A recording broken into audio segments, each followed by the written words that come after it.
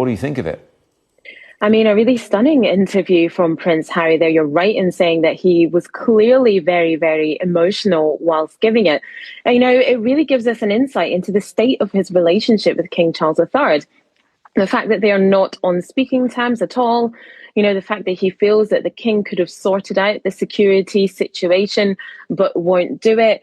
And also, those quotes, I think the one that really struck me was when he said everybody knew they were putting us at risk in 2020 and they hoped that knowing that risk would force us to come back. And then he went on to say, but then when you realize that didn't work, did you not want to keep us safe? Whether you're the government, the royal household, whether you're my dad, my family, despite all of our differences, do you not want to ensure our safety? I think that is a real indictment of the relationship between Prince Harry and the royal family. And the fact that he feels that once you step back from that inner circle, once you step back from the firm and the family, you're no longer protected. And that's clearly what has happened here and clearly how he feels.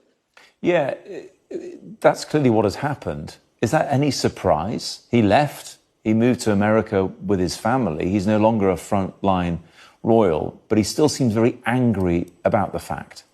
But you said a key word there, family. Yes, he moved with his nuclear family, but he is still the son of King Charles III. Yes, he's born into massive privilege, but he's also born in the public eye. Look at the way his mother, Princess Diana, died. And before she died, look at how she was pursued by paparazzi. Yes, he chose to step back as a working royal, absolutely, but he still remains the king's son. He still remains a part of that household, and he still deserves to be protected. Now, the threats that Prince Harry faces, along with Meghan, the Duchess of Sussex, and Prince Archie and Princess Lilibet, are slightly different from other members of the royal family. Prince Harry served in Afghanistan. He's been threatened by Al-Qaeda. Also, there's been threats made against him and against his son Archie by two podcasters who are now in prison, by a teenager who was jailed as well, that had a racial element.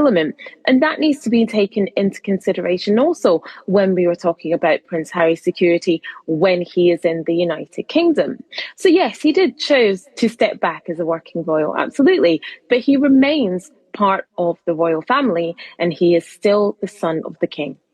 Have you ever wondered how safe Prince Harry and his family really are? It's a topic that stirred up a tempest of controversy, a brewing storm in the world of royal watchers and beyond.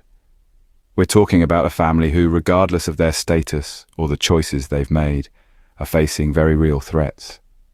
Threats that not only target Prince Harry himself, but also his young son, Archie.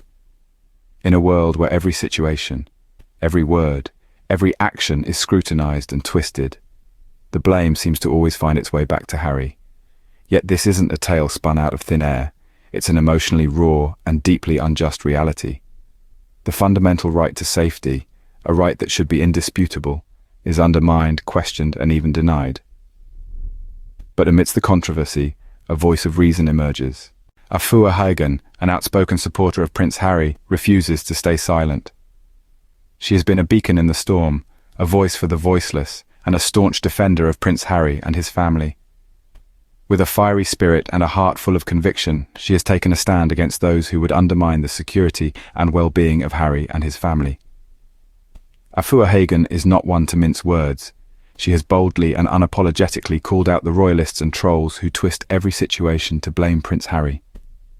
She stands firmly with Harry, shining a spotlight on the very real threats that he and his family have faced, including those directed at young Prince Archie. Her words are not just powerful. They're a clarion call for decency and fairness. She paints a stark picture of the cruelty of the system, not just towards Harry, but to his innocent family as well.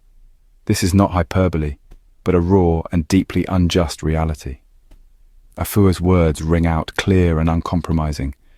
Prince Harry deserves protection. His family deserves protection. In a world where blame is spread like wildfire and the right to safety is undermined, Afua Hagan stands tall. She is the voice of many, echoing the deep-seated frustration and saying, enough is enough. The attacks against Harry are senseless, and those defending the denial of his security are not just wrong, they're complicit in an ongoing failure of basic decency. Afua Hagan's voice is powerful, honest, and necessary. She has said what many have been thinking, but few have had the courage to express. For that, she deserves every bit of appreciation. Her words are a testament to the power of speaking out and the importance of standing up for what is right. Afua Hagan's message is clear. Prince Harry and his family deserve protection, no ifs, ands, or buts. She is a reminder that there is strength in solidarity, and that in the face of injustice, silence is not an option. The system has been unkind to Prince Harry and his family. It's a harsh reality, but it's one that needs to be confronted. The system, in its unyielding and relentless pursuit of power, has shown a cruel disregard for the welfare and safety of Harry and his family. They've been subjected to an onslaught of threats, intimidation, and hostility. The most troubling of these threats have been directed at young Prince Archie, a child, innocent and unaware of the world's harsh realities, has been thrust into a whirlwind of hatred and prejudice. It's a chilling thought to know that a child's safety is compromised simply because of his lineage. This isn't just about a royal family or a prince. It's about a father, a husband, and a son. It's about a family that has been forced to live under a constant cloud of fear and uncertainty. This isn't just cruelty, it's a gross violation of basic human rights. The severity of these threats cannot be overstated. They're not just words on a screen or whispers behind closed doors. They're real, they're dangerous, and they're deeply unjust. This is not a case of exaggeration. It's a harsh reality that Harry and his family have to face every single day. And yet, despite the clear and present danger, the system continues to turn a blind eye. Instead of providing the protection that Harry and his family rightfully deserve, it chooses to fan the flames of hatred and animosity. Afua Hagan has had enough, and she is not alone. Her powerful words are a rallying cry for decency, for justice, for humanity.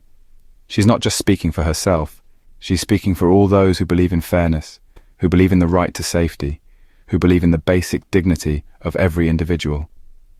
Her words serve as a stark reminder that the system has failed. It has failed Harry, it has failed his family, and it has failed us. But it's not too late to right these wrongs. It's not too late to stand up against this cruelty. It's not too late to demand change. Afua Hagan has had enough, and she is not alone. In the face of these threats, what can be done to ensure the safety of Prince Harry and his family? This question hangs heavy in the air, doesn't it? The answer lies in the audacious stance of Afua Hagan. Her bold defense of Harry and his family rings true. She has shown us the way, and now it's our turn to follow. We must rise just as Afua did, against the constant threats loomed over Harry's family, including the young Prince Archie. We must call out the unjust system, the one that has been so ruthlessly cruel to them. We must demand their right to safety, to the fundamental human right of protection. And let's be clear, this is not a matter of debate. It is a matter of basic decency, of just being human. The safety of Prince Harry and his family is not a matter of debate. It is a matter of decency. It's time we all stood up and said so.